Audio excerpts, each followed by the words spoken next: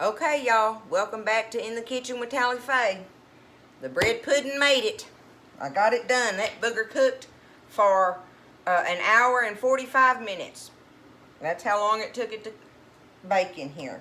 But I wanted you to see, let me get it up close here. I want you to see how, tell you what I'm gonna do. I'm just gonna take this off here for a minute. I want you to see how it looks. See, when you dig it out of there, see, it'll slice out. Right now it's hot. You should let it cool a little bit longer, but I wanted to go ahead and get the video done for y'all and get this one on there. But when it cools off, it'll set up more, and then you can slice it out of here. But it's real moist. It's got all the, let me put this back in here now.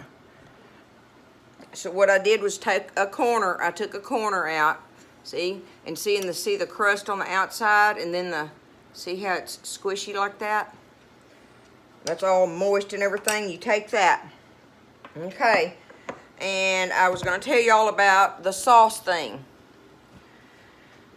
What I use for the sauce is so simple.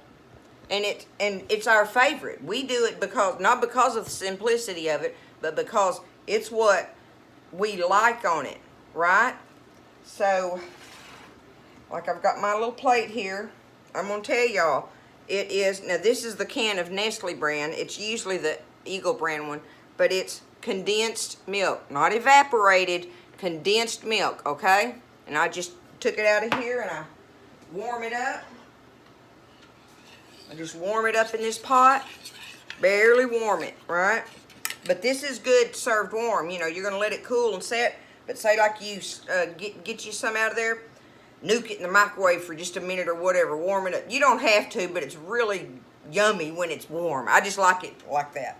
But anyway, get it out of here, and then you just take this. It doesn't take a lot because this stuff is, anybody that knows anything about condensed milk knows it's very sweet, but it is delectable on this bread pudding.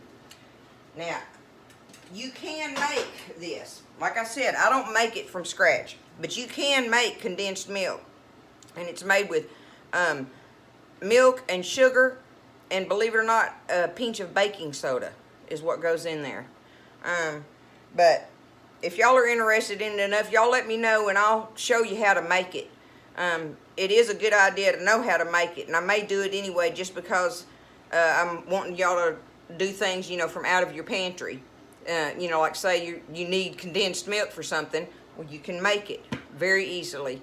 It just takes time. It takes like, I don't know, 20 minutes or so of you standing there stirring it and having to let it cook, and it bubbles up and stuff, and anyway, for it to break down, for that milk and sugar to break down into the correct thickness and stuff that you want with it and all. But it's delicious. I mean, it tastes just like condensed milk in the can. But condensed milk in the can is too easy to buy, right?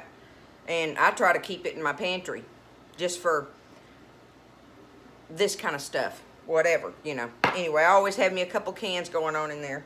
But anyway, I wanted y'all to see how the bread pudding is. See, and I got that turned over and all drizzled over it and everything. And then, of course, this is how it looks when it's baked. See, and see down in there where I sliced it, and then see, and it's like a crust. It's like a crust on the outside edges and stuff, and then it's real soft and moist in there in the deep part and stuff. Let's try it out. I've been ready to get a bite of it. I wanted to, but we'll see how it turns out. Especially with me trying to show y'all the measurements on it and stuff.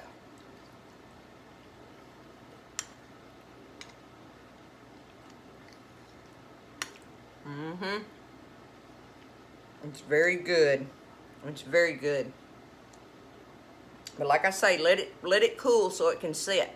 Like I say, I'm rushing it here just so I could show it to y'all and everything, but it's delicious. If you like bread pudding, you'll like it. And like I say, you can add raisins if you want to.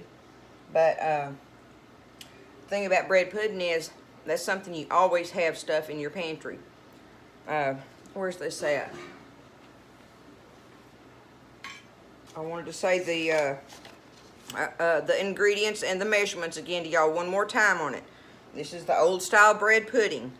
12 cups of crumbled bread, 5 cups of milk, 6 eggs, 1½ sticks of butter, 1/4 cup of cinnamon, 2 cups of sugar, and 2 tablespoons of vanilla.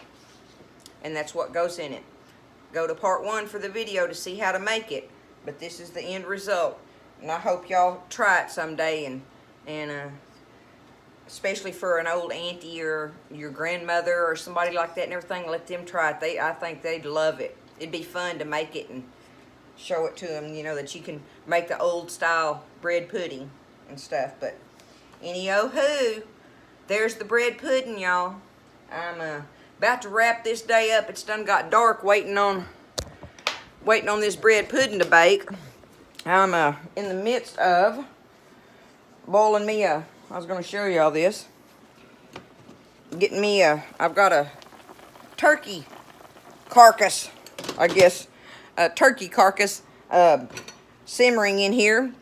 We ate all the meat off of him and stuff. It was one of those smoked turkeys from the kids' FFA thing, and it was delicious. But I took all the breast meat and cut it up for us to make sandwiches out of. We're going camping, and that'll be handy to have in the refrigerator for making fresh turkey sandwiches. And then all the rest of it, we ate the drumsticks and all that and everything with our supper meals and all.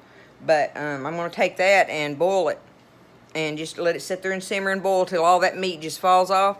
And I'll have the broth. I'm going to cool that down and bag it up in a gallon bag and lay it on a cookie sheet in the freezer and let it freeze flat. That way I can store it in the freezer easy. And pick all that meat off of it and put it in a Ziploc baggie and freeze it. And then one day I will get that out and we will make turkey pot pies. How's that? I want to do that with y'all. That means we got to make the crust and then do our filling and stuff. So that'll be a fun day too. Well, y'all have a good evening, and God bless y'all, and thank you again. And I'll see you on the next time around in the kitchen with Tally Faye.